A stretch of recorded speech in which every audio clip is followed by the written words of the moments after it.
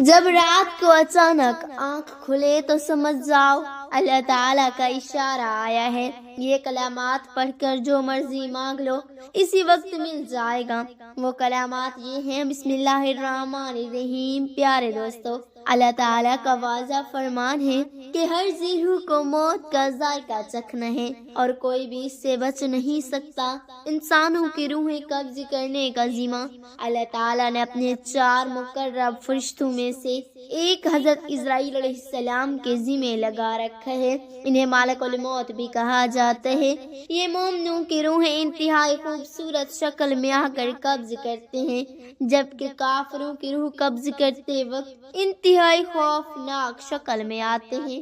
آج ہم مالک الموت کے حوالے سے 2 واقعات بیان کریں گے، جن میں سے ایک حضرت ابراہیم علیہ السلام کے ساتھ جبکہ دوسرا حضرت موسیٰ علیہ السلام کے ساتھ پیش آیا۔ حضرت ابو ہریرہ رضی اللہ عنہ فرماتے ہیں کہ موت کے فرشتے کو حضرت موسیٰ علیہ السلام کی طرف انسانی صورت میں بھیجا گیا۔ جب وہ فرشتہ آیا تو موسیٰ علیہ السلام نے اسے تھپڑ مارا، اس کی آنکھ پھوڑ دی اور رب تعالیٰ کے پاس واپس گیا اور عرض کیا: اے اللہ، تو نے مجھے ایسے بندے کی طرف بھیجا جو مرنا نہیں چاہتا۔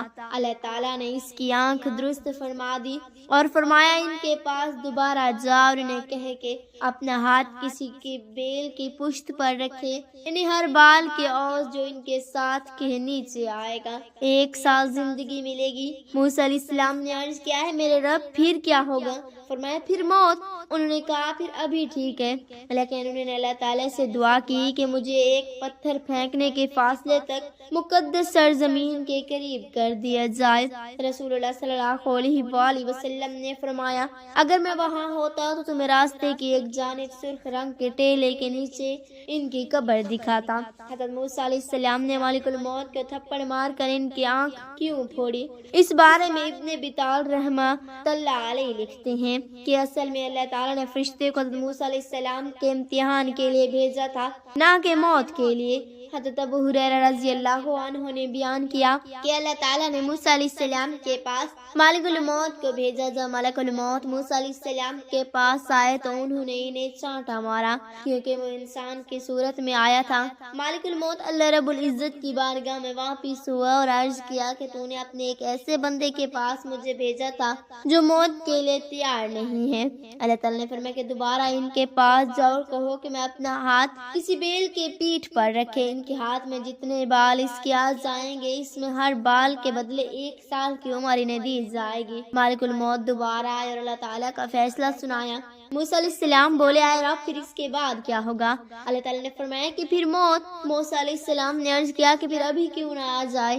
ابو ہریرہ رضی اللہ عنہ نے بیان کیا کہ پھر موسیٰ علیہ السلام نے اللہ تعالیٰ سے دعا کی کہ بیت المقدس سے مجھے اتنا قریب کر دیا جائے کہ جہاں ان کی قبر ہو وہاں سے اگر کوئی پتھر پھینکے تو وہ بیت المقدس تک پہنچ سکے۔ ابو ہریرہ رضی اللہ عنہ نے بیان کیا کہ رسول اللہ صلی اللہ علیہ وسلم نے فرمایا: اگر میں وہاں موجود ہوتا تو بیت المقدس میں تمہیں ان کی قبر دکھاتا جو راستے کے کنارے پر ہے، ریت کے سرخ ٹیلے سے نیچے۔ حضرت ابن مسعود اور حضرت ابن عباس رضی اللہ تعالی عنہما کی روایت میں ہے کہ حضرت ابراہیم علیہ السلام نے ایک مرتبہ مالک الموت یعنی حضرت اسرائیل علیہ السلام سے فرمایا کہ تم مجھے وہ صورت دکھاؤ جس صورت میں کفار کی روحوں کو قبض کرتے ہو۔ حضرت اسرائیل علیہ السلام نے کہا کہ آپ کی طاقت سے باہر ہے، لیکن آپ علیہ السلام کے اصرار پر انہوں نے وہ صورت دکھانی شروع کی اور فرمایا کہ آپ اپنا منہ موڑ لیجئے۔ آپ نے دیکھا تو ایک سیاہ شخص ہے، سر میں سے آگ کے شعلے نکل رہے ہیں، اس کے جسم سے اور اس کی مساموں اور منہ سے بھی آگ کے شعلے نکل رہے ہیں، اس کے کانوں سے بھی آگ نکل رہی ہے۔ یہ حال دیکھ کر آپ غشی طاری ہو گئی۔ آپ جو دیکھا وہ آپ اپنی شکل میں موجود تھے۔ آپ نے مالک الموت سے فرمایا کہ اگر کافر کو فقط تمہاری شکل ہی دیکھنے کی تکلیف دی جائے تو اس کے لیے یہی تکلیف کافی ہے، اگر کسی اور کوئی تکلیف اور رنج نہ بھی ہو۔ پھر آپ علیہ السلام نے فرمایا کہ وہ صورت دکھاؤ جس میں تم مومنوں کی روح نکالتے ہو۔ مالک الموت نے کہا آپ ذرا منہ پھیریے۔ آپ صلی اللہ علیہ وسلم نے منہ پھیرنے کے بعد دیکھا تو آپ کے سامنے ایک حسین و جمیل نوجوان تھا جس کے جسم مہک رہا تھا، جس کے کپڑے سفید تھے۔ حضرت ابراہیم علیہ السلام نے فرمایا کہ اگر مومن کو اور کوئی راحت نہ ہو بلکہ صرف تمہارے دیدار کی راحت دی جائے تو اس کے لیے یہی کافی ہے۔ حضرت بریدہ رضی اللہ تعالی عنہ سے مروی ہے، فرماتے ہیں معاذ بن مالک رسول اللہ صلی اللہ علیہ وسلم کی خدمت میں حاضر ہوئے اور عرض کیا یا رسول اللہ اپنی اہلیہ مجھے پاک کر دیجئے۔ آپ نے فرمایا تم پر افسوس، واپس جاؤ اور اللہ تعالی سے استغفار اور توبہ کرو۔ وہ تھوڑے ہی وقت کے بعد پھر واپس آئے، عرض کیا یا رسول اللہ صلی اللہ علیہ وسلم مجھے پاک کر دیجئے۔ حضور اقدس صلی اللہ علیہ وسلم نے ان کو وہی جواب دیا جو پہلی بار دیا تھا۔ جب وہ چوتھی بار آئے تو حضور نبی کریم صلی اللہ علیہ وسلم نے ان سے پوچھا میں تمہیں کسی جرم سے پاک کروں؟ انہوں نے عرض کیا بدکاری سے۔ حضور نبی اکرم صلی اللہ علیہ وسلم نے لوگوں سے پوچھا کیا یہ دیوانہ ہے؟ آپ کو بتایا گیا کہ وہ دیوانہ نہیں ہے۔ آپ نے پوچھا کیا اس نے شراب پی رکھی ہے؟ ایک آدمی اٹھا، اس کے منہ کے سونگھ دا تو اس نے شراب کی بو محسوس نہ کی۔ راوی کہتے ہیں پھر حضور صلی اللہ علیہ وسلم نے پوچھا کیا تم نے زنا کیا ہے؟ اس نے عرض کی ہاں، اس پر اس کو رجم کیا گیا۔ اس کے بارے میں لوگوں کے دو گروہ ہو گئے، کچھ لوگ کہتے ہیں وہ تباہ ہو گیا ہے، گناہوں نے اس کو احاطہ کر لیا تھا، اور کچھ لوگ کہتے ہیں کہ شخص کی توبہ مائز کی توبہ سے افضل نہیں ہے۔ وہ خود حضور نبی محترم صلی اللہ علیہ وسلم کی خدمت میں حاضر ہوئے، اپنا ہاتھ اپنے ہاتھ میں رکھا اور عرض کیا مجھے سنگسار کر دیجئے۔ 2 یا 3 دن لوگ اس اختلافات پر قائم رہے، پھر حضور تشریف لائے تو لوگ بیٹھے ہوئے تھے۔ آپ صلی اللہ علیہ وسلم نے ان کو سلام کیا اور فرمایا مائز کے لیے دعائے مغفرت کرو۔ لوگوں نے دعا کیا اللہ تعالیٰ مائز بن مالک کو بخش دے۔ راوی کہتے ہیں حضور نے فرمایا مائز نے ایسی توبہ کی ہے کہ اسے پوری امت پر تقسیم کر دیا جائے تو وہ ان کے لیے کافی ہو۔ راوی کہتے ہیں پھر قبیلہ عزو کی شاخ غامد کی ایک عورت حضور اقدس صلی اللہ علیہ وسلم کی خدمت میں حاضر ہوئی اور عرض کیا یا رسول اللہ صلی اللہ علیہ وسلم مجھے پاک فرما دیجئے۔ آپ نے فرمایا تم پر افسوس، واپس چلی جاؤ اور اللہ تعالیٰ سے استغفار اور توبہ کرو۔ اس نے عرض کیا میرا خیال ہے آپ مجھے اسی طرح واپس بھیجنا چاہتے ہیں جسے آپ نے مائز کو واپس بھیجا تھا۔ آپ نے پوچھا مسئلہ کیا ہے؟ اس نے بتایا کہ وہ بدکاری کے ذریعہ حاملہ ہے۔ آپ نے پوچھا کیا تم حاملہ ہو؟ اس نے عرض کیا ہاں۔ آپ نے فرمایا تمہارے پیٹ میں جو بچہ اس کو جنم دینے کے بعد ہی تم پر اس کا سزا کا نفاذ ہوگا۔ ایک انصاری نے اس عورت کی کفالت کی حتیٰ کہ اس نے بچے کو جنم دے دیا۔ راوی کہتے ہیں وہ انصاری حضور اقدس صلی اللہ علیہ وسلم کی خدمت میں حاضر ہوا اور عرض کیا غامض عورت نے بچے کو جنم دے دیا ہے۔ آپ صلی اللہ علیہ وسلم نے فرمایا ایسی عورت میں ہم یہ نہیں کر سکتے کہ اس عورت کو سنگسار کر دیں اور اس کے چھوٹے بچے کو اس حال پر چھوڑ دیں کہ کسی کو دودھ پلانے والی نہ ہو۔ ایک انصاری اٹھے اور عرض کیا یا رسول اللہ صلی اللہ علیہ وسلم اس بچے کی رضاعت میرے ذمہ ہے۔ اس پر آپ صلی اللہ علیہ وسلم نے اس غامضہ عورت کو سنگسار کر دیا۔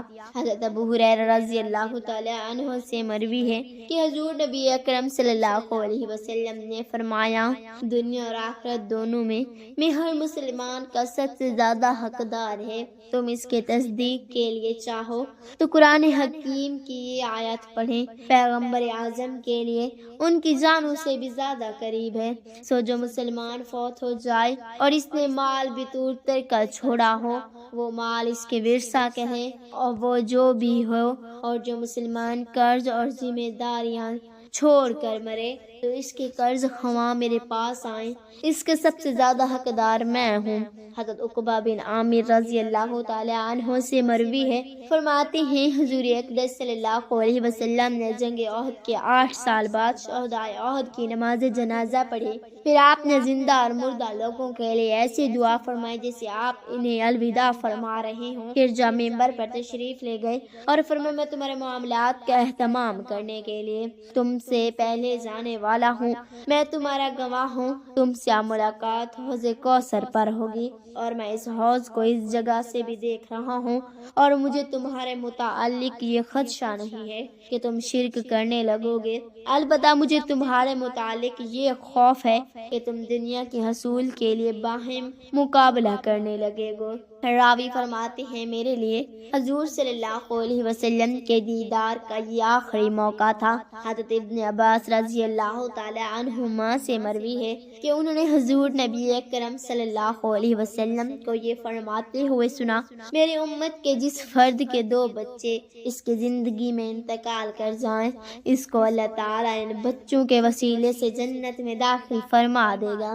حضرت عائشہ صدیقہ رضی اللہ تعالی عنہا نے عرض کیا، یا رسول اللہ صلی اللہ علیہ وسلم، جس کا ایک بچہ اس کی زندگی میں فوت ہوا اس کا کیا حکم ہے؟ فرمایا، اے بھلائیوں کے توفیق دار خاتون، جس کا ایک بچہ فوت ہوا اس کا بھی یہی اجر ہے۔ انہوں نے عرض کیا، جس فرد کا کوئی بچہ اس سے پہلے فوت نہ ہوا ہو، فرمایا میں اپنی امت کے معاملات کے اہتمام کے لیے ان سے پہلے جانے والا ہوں، ان کو میرے انتقال پر جس صدمے سے واسطہ پڑے گا اسے کسی اور صدمے سے ان کو واسطہ نہیں پڑے گا۔ قرآن پاک کی ایسی آیات جس کو نمازی فجر کے بعد اس جگہ بیٹھ کر ایک تسبیح پڑھ لیں، دنیا اور آخرت کی ہر چیز کو حاصل کر سکتے ہیں۔